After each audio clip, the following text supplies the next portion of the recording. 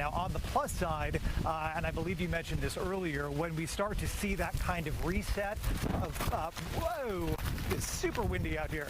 When we start to see that kind of reset of a press conference, it means that the scene itself has really calmed down and that there is no current danger to folks that are out there other than perhaps some high winds at this point. We're going to keep you updated as news happens right here and, of course, on Fox Local and fox4news.com. Awesome. Thank you very much, Steve. Appreciate your reporting. I want to go to Chip again. Chip, you had that arrow out earlier, which I think was so helpful. And you're just going to kind of show us what we're dealing with right now because we look at this and this is because of the rain and because of this incident, we're seeing a lot of red. Yes, we are. And I just wanted to quickly just kind of give a wide view of the Dallas-Fort Worth area here just briefly so that folks can just look and see if there anything that could impact your drive out and about. So you can see northbound 360 around I-30. You definitely have some issues there in Arlington, and there's been a recent incident over on 75 Central in the construction zone in Richardson. But obviously what we want to do is focus on everything that's happening in the area of I-35E, where we've been discussing what is continuing to be a fluid situation, not only with the investigation that is in the very early stages around Empire Central, but also some of the closures in this area. And in the last report, I was discussing how all northbound traffic was detoured off the beaten path at the Inwood Road interchange, but they were starting the process of migrating further north to block it off at the 183 split with I-35E. And you can see that is now officially in play. All those on the northbound service road that have used that as an alternative cannot go any further than Mockingbird and will be forced over to 183 around this area until the situation is resolved, which is going to be the majority of the day. On the southbound side, still some frustrations. There's the detour to the service road in this area, and then there's the scene around Empire Central. And actually, as I look at this shot, and the folks at TxDOT are kind of moving this camera so it could continue to move a little bit more, it does appear that they finally gotten someone to block off the on-ramp that was a hole, if you will, in these closures, and now nothing is getting through officially. So that is a positive thing as far as just clamping down on the scene area itself. At this point, you're talking about a backup on the southbound side that extends all the way back to Royal Lane. On the northbound side, I-35E is jammed up all the way to I-30. And that's going to stay the normal here for the rest of the morning. There's no doubt about that. So please continue to steer clear. I like what Steve said. If you need to go to work today, or you're supposed to go to work today, if there's any way you can commute from home, if you utilize I-35E, talk to your boss and make that happen, because this is not going to improve. All side streets are a mess through this area, and this situation is nowhere near, obviously, any kind of resolution. Yeah, and sort of watching all this play out, you know, earlier we were talking to you, and this was a very fluid situation. Law enforcement just getting on scene. We were just getting confirmation. What time was that? Was that like around 7? That was around 7 or so. To set the stage, just officially, because I was the one that was able to get all this information out there first, it was right around 6:56, 6:57 that this started to be called out. And then we were able to get it on the air about 7:03, 7:04. So that's at least the timeline I'm working with. There might be a little bit more finagling once we hear from a press conference about this, but we think that that's about the best situation as far as like timeline is concerned. That's somewhere in that 6:50, 6:55 range is when this incident started to come to light, and the presence of the emergency crews started to move towards this location. It was just a couple minutes later that everything started to get shut down. Okay. All right, Chip, we appreciate it. We want to check back in with former Chief David Brown, former Dallas Police Chief. David, as the scene starts to develop here, I know Kristi Noem has made some statements that there were 3 fatalities in this. We haven't independently confirmed that because local law enforcement hasn't confirmed it yet. But I guess as this investigation starts to develop here, what more can you tell us about how this is going to play out? Well, it sounds like the feds are going to take the lead, so we're waiting for some collaborative statement or press conference that might include, federal law enforcement along with local law enforcement. Apparently, Kristi Noem is confirming, although we don't have that from local, like you mentioned, that we have fatalities, which to me, kind of highlights the accuracy of this shooter. Likely a little planning took place. And we need to know more about, the weapon used, who these people were that were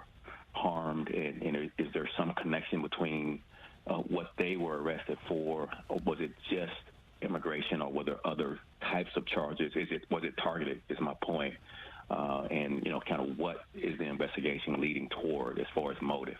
Yeah, Noam saying that there were multiple injuries and fatalities, not saying a number, just saying multiple injuries and fatalities. Earlier, we had heard 3 shot who were critical. So, yeah, we're still waiting to. She also mentioned that the details were still emerging, but that the agency was confirming that there were multiple injuries and fatalities. That was the first time we heard fatalities. She also mentioned, which I thought was interesting in this statement, that she wanted to point out that there has been an uptick of targeting of ICE agents. You're in law enforcement. You can speak on that as well.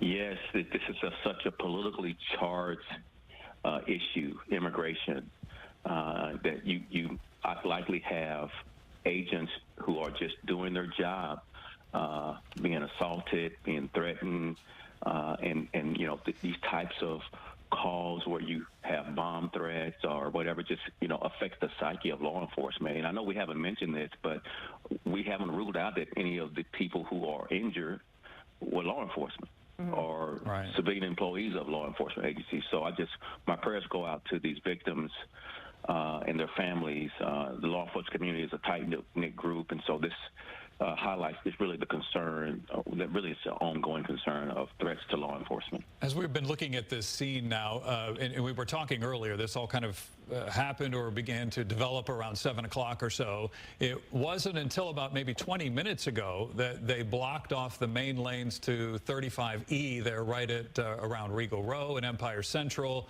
And we can now see more vehicles now traveling on the main lanes. For a brief time, though, and it was much later after everything had kind of calmed down, they shut the highway down. What does that tell you in terms of what officers on the scene there are trying to accomplish? The outer perimeter around where they find the shooter is important investigative territory, where you're looking for his car. You're looking for other evidence. You know, maybe he had a bag where he carried the gun in. So you really want to widen that perimeter, that investigative perimeter, until you can, you know, find those types of pieces of evidence. The fact that they widen it is basic policing 101. So you really want to cast a wide net and then narrow it as you start eliminating pieces of evidence because you found them or you have some other reasons to know that it's not in a wider area, that it's really a smaller perimeter. I have a question, and without getting into too much detail, I don't want to get too graphic. How do they decide when a gunman has a self-inflicted gunshot wound, whether they're going to transport him to the hospital or not? They you know, this is also police protocol, kind of basic policing. You treat even the perpetrators as people you have to protect and get them to, you know, any type of medical facility or get them treatment.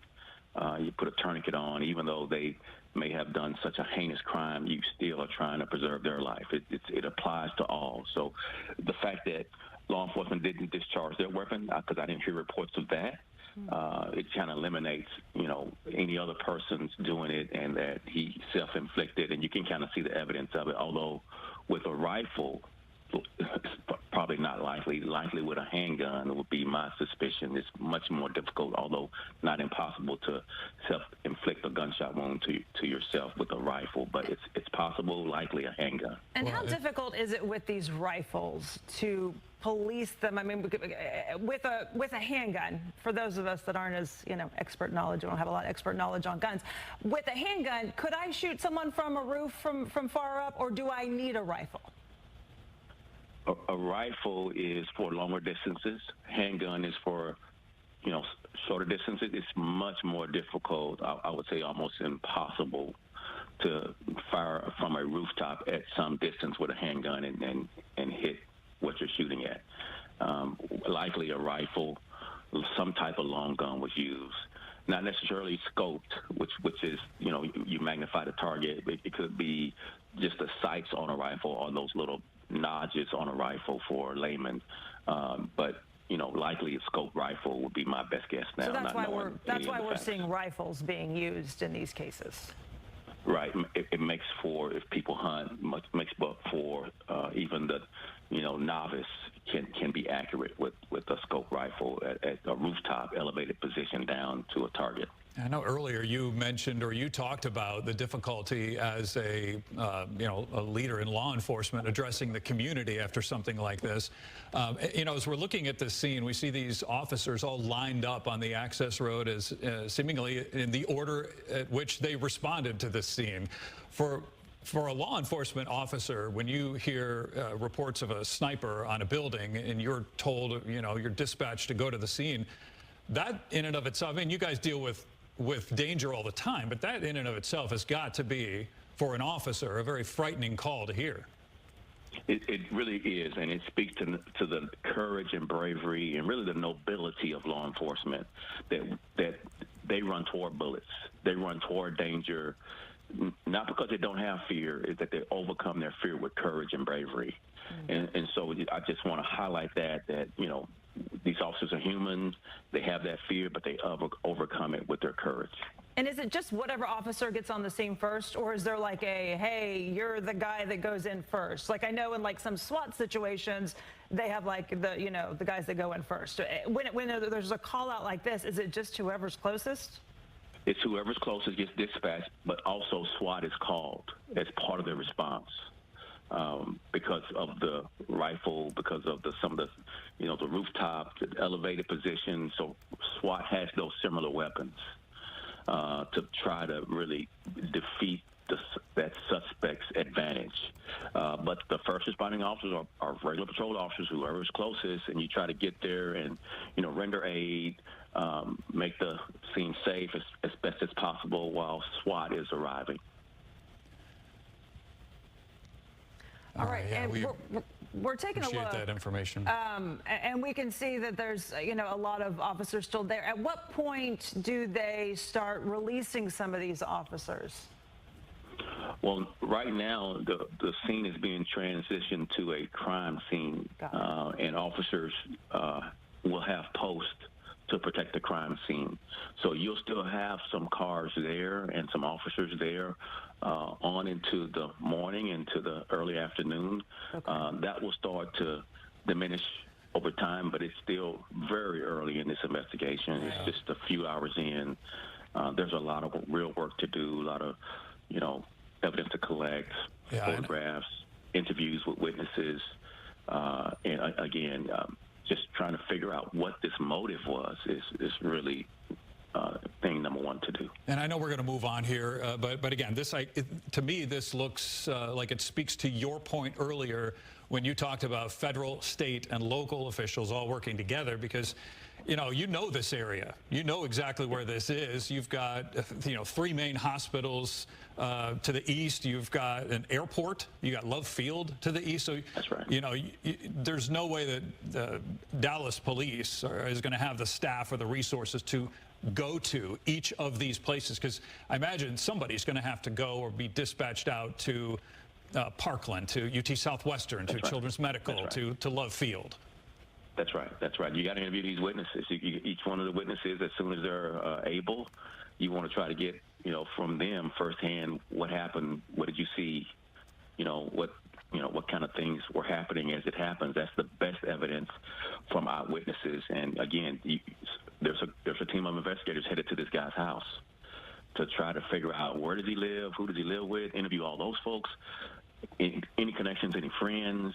That cell phone is going to be valuable, rich information. Who was he talking to this morning? Who did he text this morning? What kind of social media post did he make? So this is the very beginning, and there's a lot of work to do and a lot of collaboration with various law enforcement agencies. Yeah. All right, David Brown, we appreciate your insight. And seemingly you would think that there would be also some witnesses calling police that were driving by. This is a busy time of morning. So, to recap here, there has been a shooting. There have been 3 people who were shot, and apparently those 3 people were being detained. Yeah. They're ICE detainees there at that ICE facility. The shooter or sniper was on the top of a roof of a nearby building. We just got an update from police. They just posted that this call went out at 6:40 this morning. It was A preliminary investigation determined that a suspect opened fire in the government building from an adjacent building. 2 people transported to the hospital with gunshot wounds. 1 victim died at the scene. The suspect is deceased, and they'll be holding a media briefing later. But that was the official post from Dallas Police just now. Shannon Murray was here in studio as this was developing. She has now gone out. She is near the scene. Shannon, what can you tell us from where you are?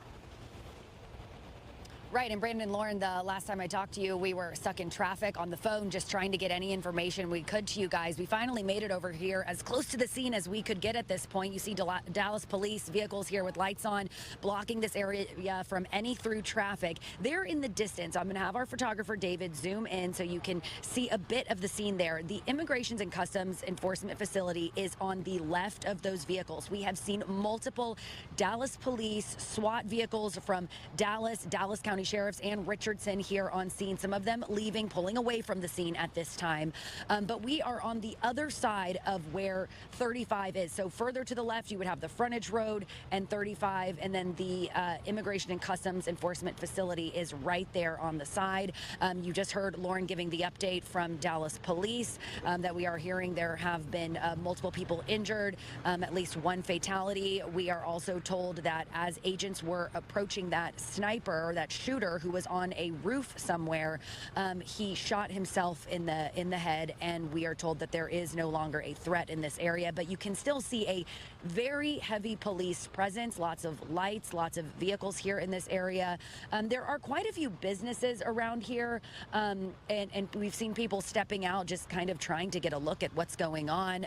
Most of these roads here are closed. Employees or people who are trying to get into this area are not able to access any of these side streets. We see a line of cars just on the other side of us of people trying to turn around and trying to get through. They're all being directed to leave this area and that they cannot drive through here. We see, a law firm here in this area along with several other businesses here. So we will see how long this plays out. We know, of course, that area of 35 is shut down. We actually exited off of 35 and we were in that area near Empire, and there was a heavy police presence there, and they told us we had to kind of go up and turn around. We couldn't pull over in that area either, and that is where we saw quite a few ambulances and first responders from multiple agencies here in this area working this scene right now.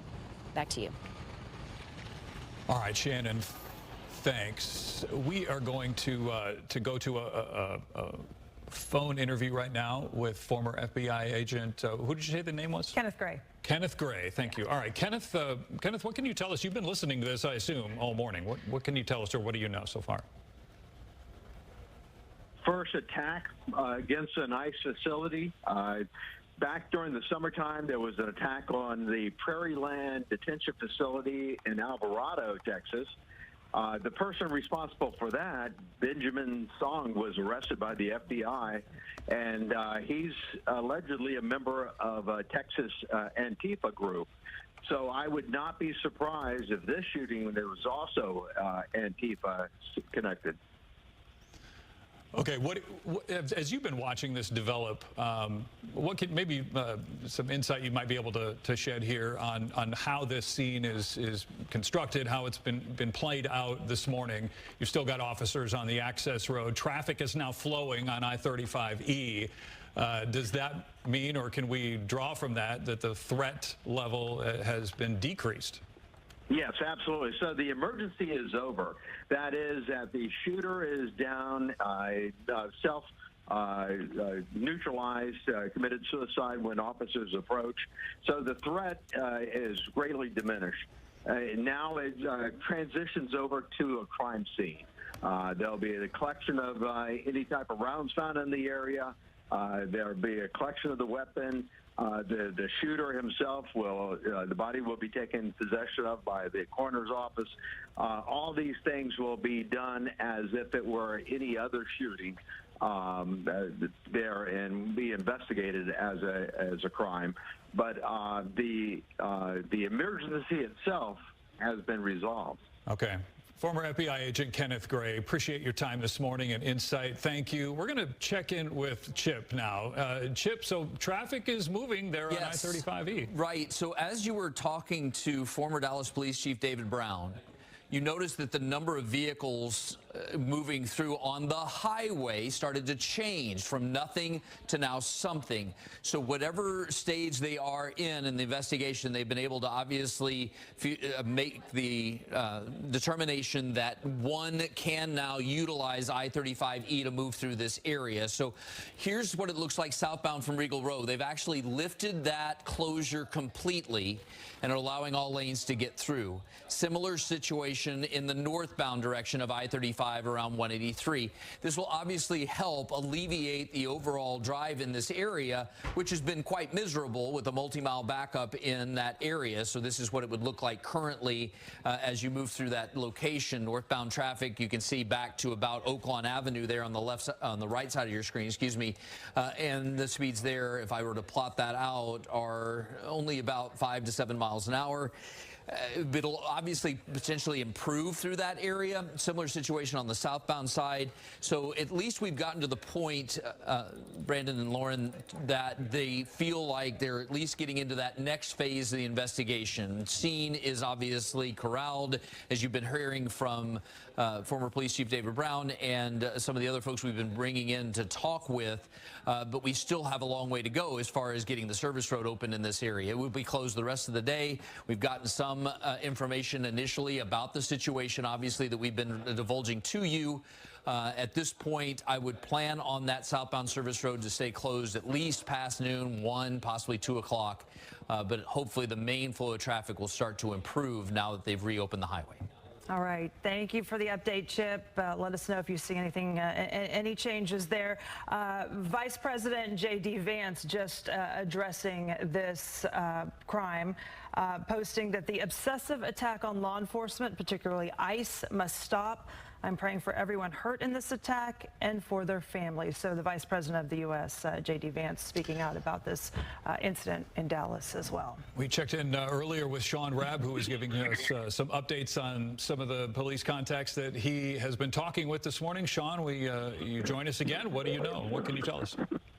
Well, I think we don't know this for certain yet, but I think that the injured, those people who have been shot, are, as our sources on the ground there have been saying, detainees and perhaps not the federal agents themselves, because I think what we would have heard from Kristi Noem or the acting ICE director in a tweet or anywhere else would have been much more intense than what we've heard now. Not to diminish what they're saying at all, but we don't at this moment believe any agents were shot, although that's how the call came out around 6:40 or 45. It was an officer assist call, and I'm being told by sources this was in what is be called the Sally Port area, or an area where people are brought in or out who are in detention. And so that's what I'm being told. This happened from shooting from one building rooftop to the next. Right, and based on that information, Sean, it does seem to be a little different from some of the things that we've seen, especially in Alvarado, where you had agents who were targeted, federal agents who were the target of a shooting. In this case, it appears as though we've got detainees, ICE detainees, who were being taken into custody, who were shot. So it certainly changes the dynamic, at least.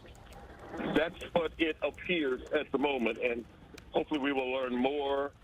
Once we know who this person is, this man or woman, this person, the shooter is, once we know that, then that will lead us to another treasure trove of information that might end at a motive or reason behind this. We'll never hear it from this person's mouth because they're taking their own life. But yes, you're right, Brandon.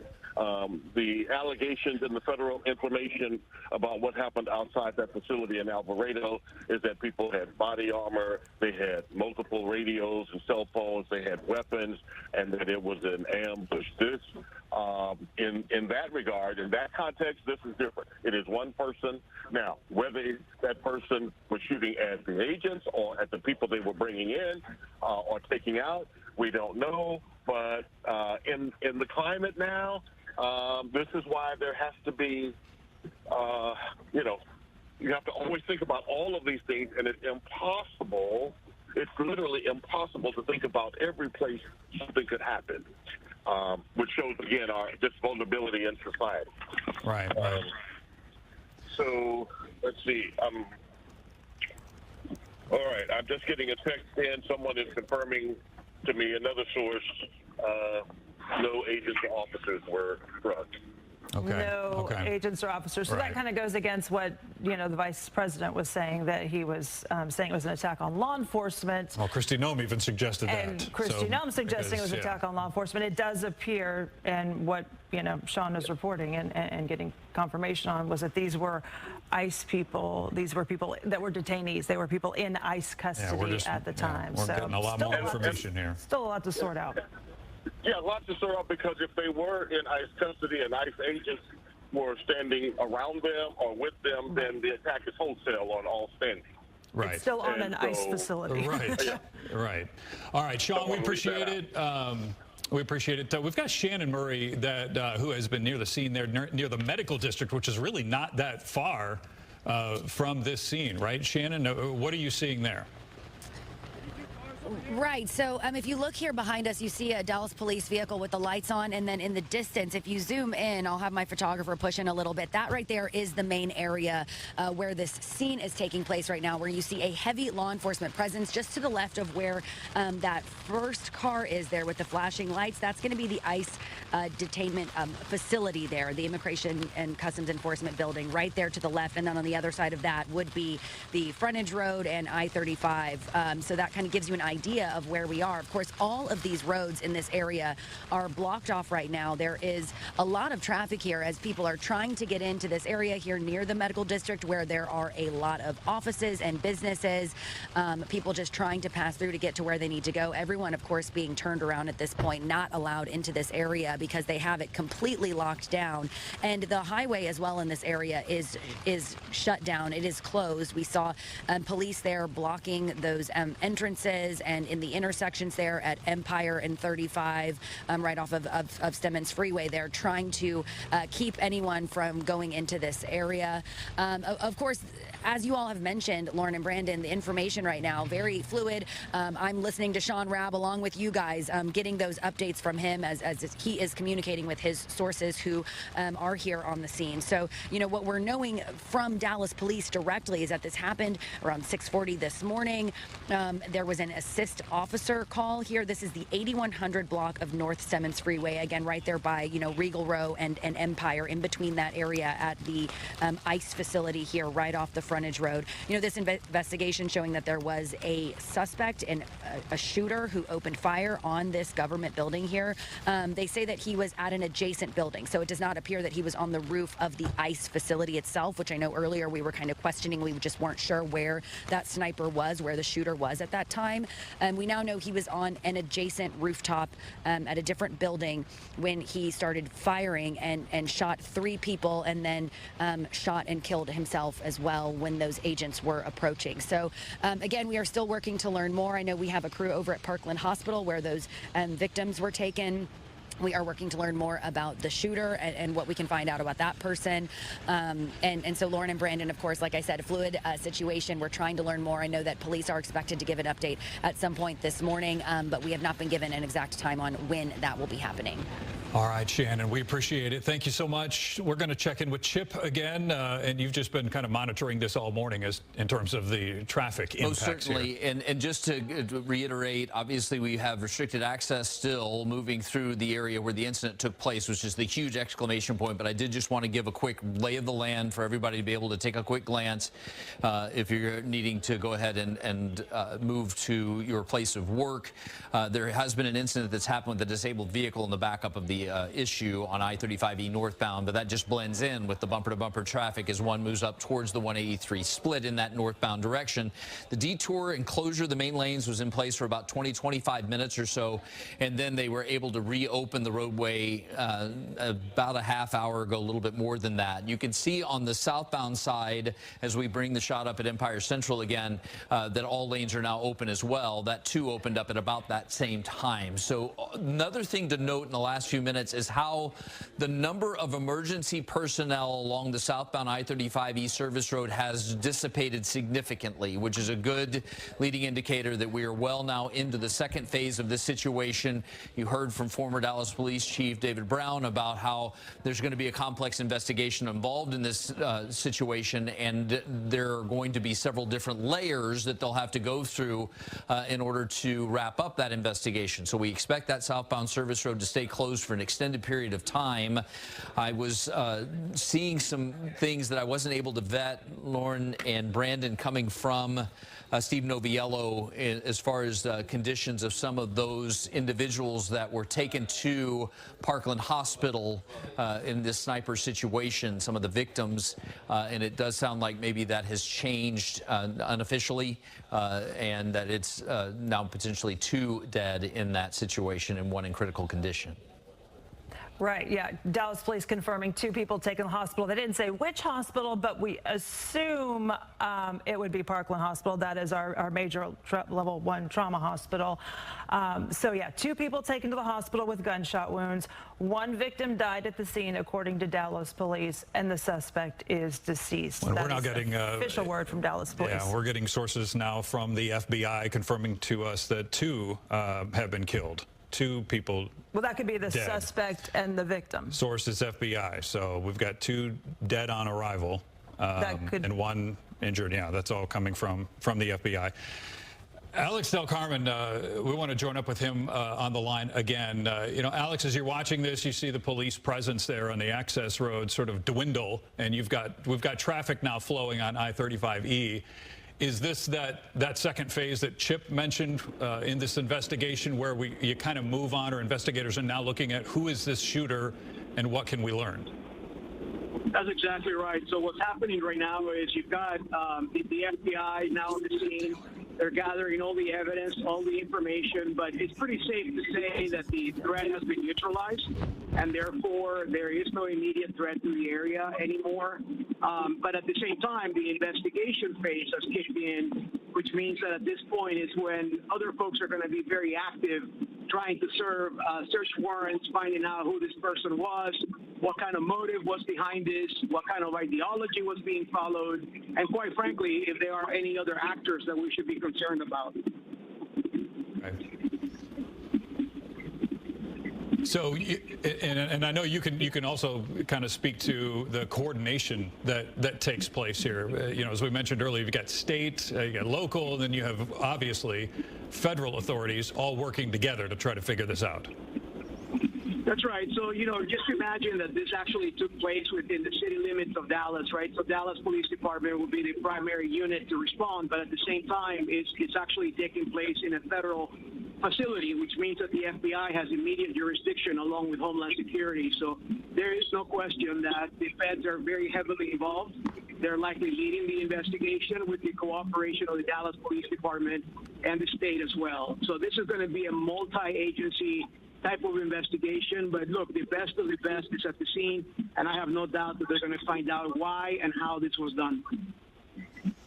All right, Alex Del Carmen, we appreciate your time this morning. And now Dallas police did confirm that 2 people were transported to the hospital. Steve Noviello has been at Parkland this morning. In terms of what you're seeing there, what do you know so far? Let me kind of talk to you about what we usually would see kind of in a more active situation here. Generally, at this point, we would see ambulances, sirens on, pulling in, unloading victims that needed critical care. We would see kind of some of that trauma setup happening here. We would also see police detectives here. I don't know if you can see behind me, but there's not really a big police presence here at all, which really tells us a couple of things that we suspected and can now confirm, that either these folks, unfortunately, did not survive the shooting, or they were perhaps brought somebody somewhere else. We can confirm for you now that 2 of those detainees who were shot have in fact died from their injuries. The 3rd one we're still waiting on an update for. The folks here at Parkland unable to tell us if that person was actually even brought to this facility. Again, especially when you consider the massive police presence at the scene, we would expect to see at least a portion of that mirrored here at Parkland, just because simply it's so close to the scene. We're about a mile away. There are some other other facilities in the area like UT Southwestern, which are also very well equipped to handle this kind of thing. But as suspected earlier, the lack of police presence and activity here, we thought meant that perhaps these folks had succumbed to their injuries. We can confirm for you now that 2 of them had. That information comes to us from one of our sources close to the FBI. A lot of folks asking us, when we look at numbers like that of victim fatalities, are they including the shooter, who we were able to confirm earlier today died from a self-inflicted gunshot wound as law enforcement approached him on that nearby rooftop? We are told that when they consider victim count, they do not include the person who did the shooting in those numbers. Yes, Steve, now I wanted to ask you a question, but I also wanted to say quickly, Dallas police have posted on X that they will be addressing this in a news conference at 9 o'clock, so in about 8 minutes or so here, they're expected to address the situation. You know, I know that in these situations, Steve, when you get on scene, there are a lot of people that are coming and going from a hospital. Have you been able to talk to anybody or gather maybe a mood from the employees or people coming in and out?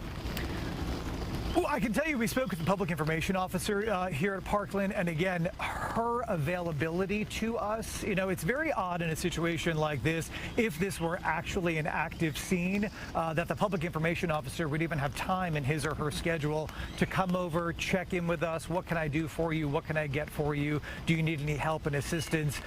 Which again tells us that this scene here is not as active as you might think it would be had those folks not died as a result of their injury. So the mood here is actually quite quiet, believe it or not. Had we not known about the breaking news that's happening just a mile from here, you would think it was just any other day. Yeah, but we do know one should be in the hospital right now.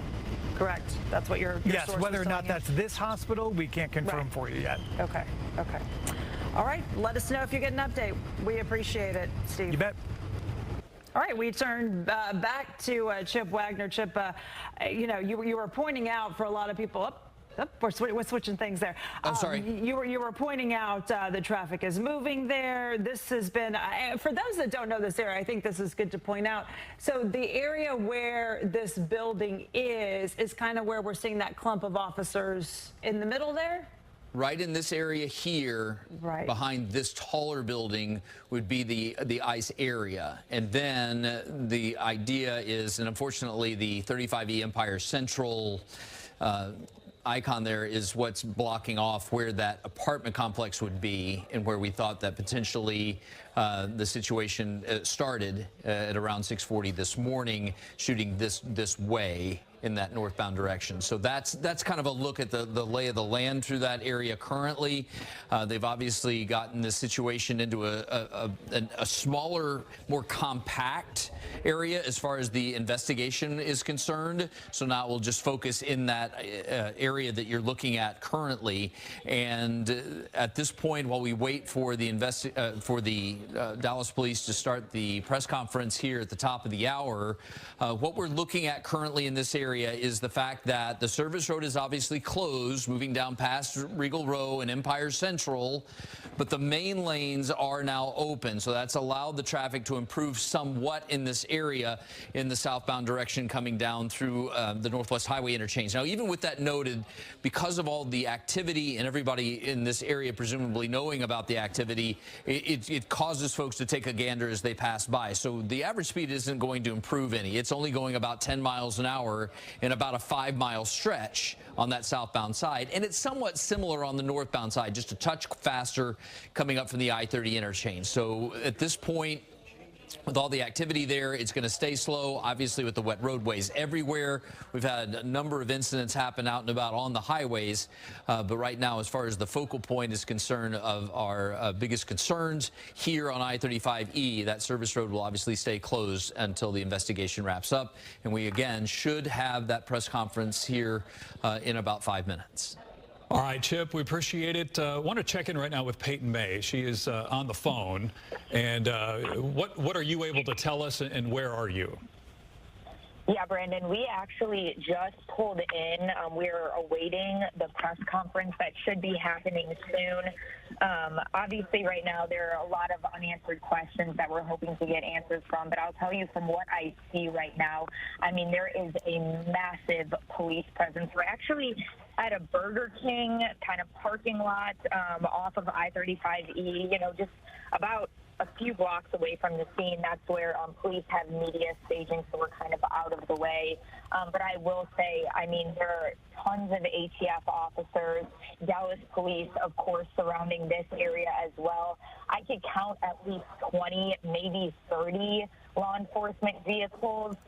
There's dogs on the ground as well, ATF dogs that are kind of around this, patrolling this whole area. So again, just large police presence, understandably so, in such an active situation. We're awaiting everyone to kind of show up and congregate in one area so that we could get that update from police officers. But I want to say there's also businesses that are around this area. There's kind of some people standing outside businesses wondering what exactly is going on. So we're expecting that police will probably move people out of this area as more are congregating here to kind of set up as a staging area.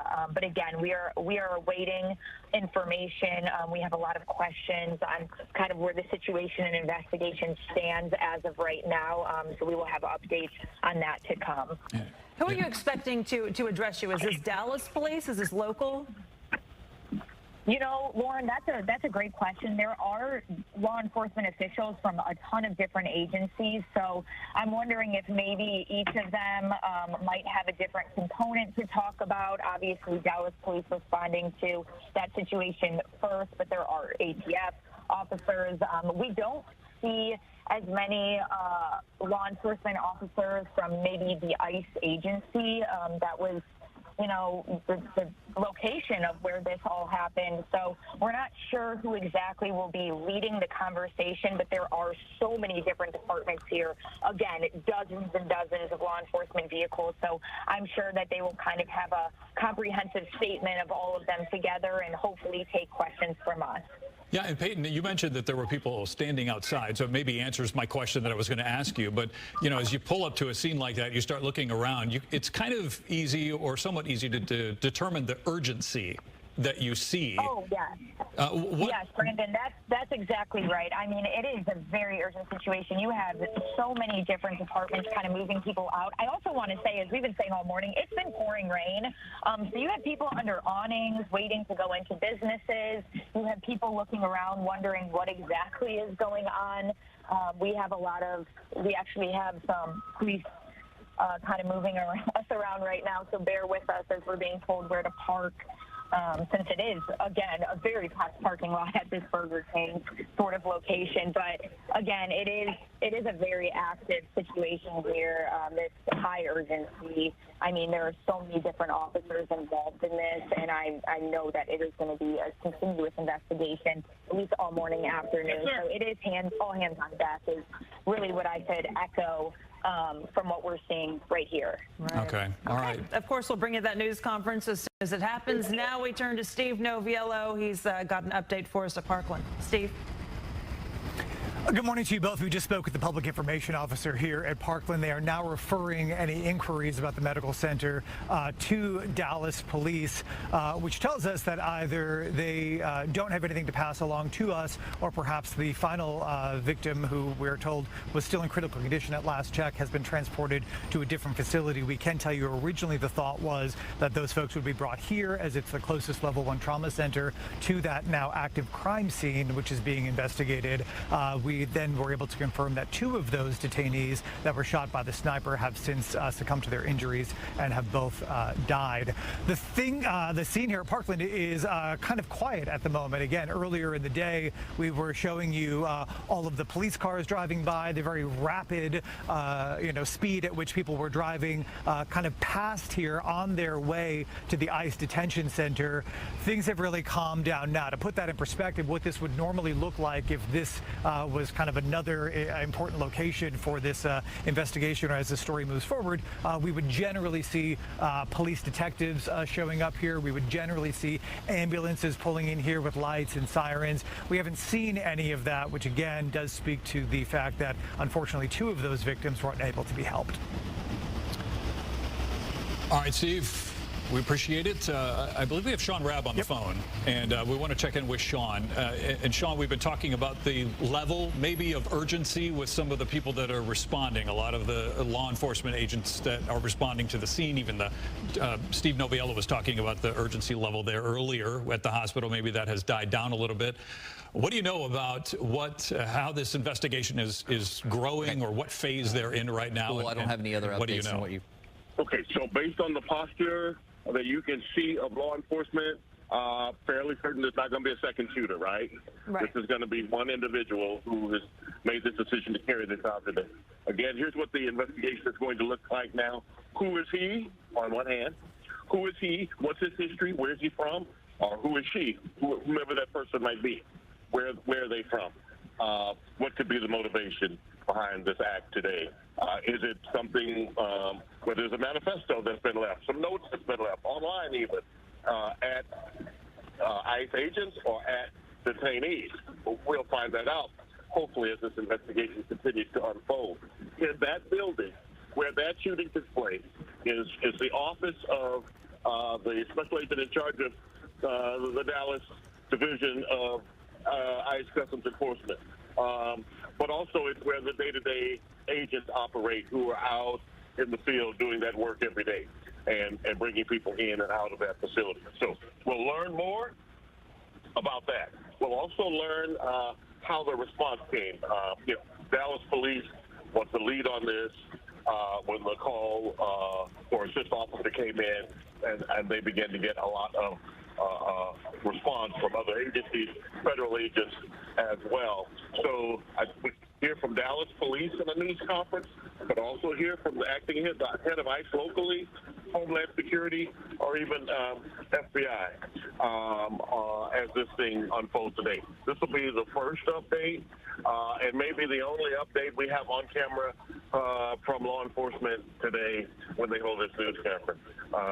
And it is my expectation they will tell us who this person is. They might identify this person. That's my expectation, but they might not. We'll see. But I'm sure by now they know who this person is. Yeah, and Sean, I know that we've been talking about this morning about 3 ICE detainees who were shot. We know that one of them was dead on the scene, and we know that 2 people were dead on the scene, so that may include the shooter. Has that information changed to your knowledge? No, I have not heard any other information regarding that, other than no agents were shot. No agents were wounded this morning. That's all I've heard. But I have not heard any other change in those numbers. Either way, it's tragic if these people in custody, standing there waiting to be brought in or out of the building, and someone in a sniper's perch shoots at them and does harm and causes fatality. That is true. That is true. FBI source was talking to Steve Noviello, confirming 2 victims died, and then the suspect dead from a self-inflicted gunshot wound. Sean, you mentioned that news conference that we're waiting on. We were told it was going to happen, momentarily. They're having to move the location now of the news conference, so it sounds like it's going to be delayed a little bit. So where is it moving to? I'm not sure. I guess they couldn't be at the parking lot that they were, so now they're moving it to a different business, a different location. I think everyone's just trying to get on the same page right now and getting everyone at the same location. Now that traffic is moving, hopefully that will make it a little easier for the media and law enforcement to get everywhere that they need to go. Yeah, I know Shannon has been out there at the scene as well, and we want to check in with Shannon Murray right now. What can you tell us? Yeah, Brandon, Lauren, so when we last talked to you, we were about a mile down the road, pretty far away from the scene. Right after our live report, they started opening up those roads, letting people drive through. We are now almost directly behind the ICE facility. We are kind of catty corner on the back side of where that building is. You still see some Dallas police vehicles here blocking this area. They're not letting people into this immediate area behind the scene, behind the facility. But to give you guys some perspective, I know you were just saying that Peyton May was going to that news conference. That is directly around the corner, kind of a stone's throw away from where we are standing right now, and it is extremely congested in that area. We actually tried to pull in the parking lot about the same time that Peyton was trying to pull in there, and it was very crowded, a lot of traffic. It's a very small fast food, Burger King parking lot, so not a lot of room for all of the media and law enforcement that needed to get in there. So it makes sense to me that they are moving that location right now. But so we decided to divide up. Peyton is going to be over there at that news conference, and we'll bring that to you guys as soon as possible. And we're here just around the corner on the other side of the ICE facility, where again we are seeing still a heavy police presence. Still some people here on scene, trying to get in, being told to turn around. They're not allowed into this area. We're now hearing 3 confirmed dead, as you just mentioned, 2 victims, and also including the shooter with a self-inflicted gunshot wound. We are still waiting to learn more about these victims. We are told that they were detainees here at this ICE facility. We are told that the shooter was on a nearby rooftop building.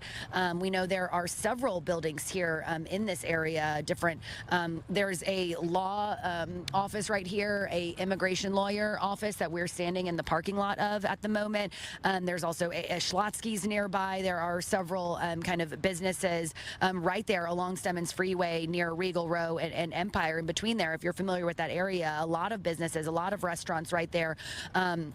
And a very heavy police presence. They're still trying to kind of communicate and navigate where they want people staging, where they want the media to go, where they're blocking roads, where they're letting people in, because I think a lot of the congestion here right now is just Lauren and Brandon, people trying to get to work, trying to get to their offices, trying to pass through. This is a highly trafficked area. So a lot of people just trying to figure out alternate routes right now, taking all of the side streets. I know we had to take a very strange route just getting here this morning down Riverfront and around the side street, and it was just complete standstill traffic all morning long as they continue working this scene. Now, we've seen a lot of SWAT vehicles here as well, from Dallas Police, Dallas County Sheriffs, and then Richardson Police SWAT tactical units as well. Some of those leaving the scene. We're just letting it rip. There's too much going on in the world right now. I'm like so happy to be back with you here in the studio. We've been gone for what feels like almost a week. I think it's close to a week. We left last Thursday, and yeah, it's good to be home. I miss this audience. I love this audience. We want to make you proud. We want to make Charlie's legacy and memory proud. So we went out and we wholly and completely committed to that. I even had my pastor come out so that I could be like just totally locked in and ready to honor Charlie. And given the opportunity that you have, you just get a couple of minutes to talk, but 3 minutes actually total to talk. Just have an opportunity to like use it as a chance for God to speak through you, for the Holy Spirit to work. And that's what you saw in every single speaker, actually. And with Charlie, I got to tell you, man, I knew that guy really well. He would have been so proud of that moment. And he is so proud. He's smiling down from heaven. And he sat there and watched Donald Trump and Donald Trump Jr. both talking about Christ Jesus, the most powerful men in the entire administration, in the whole world, walking the face of the earth, men and women,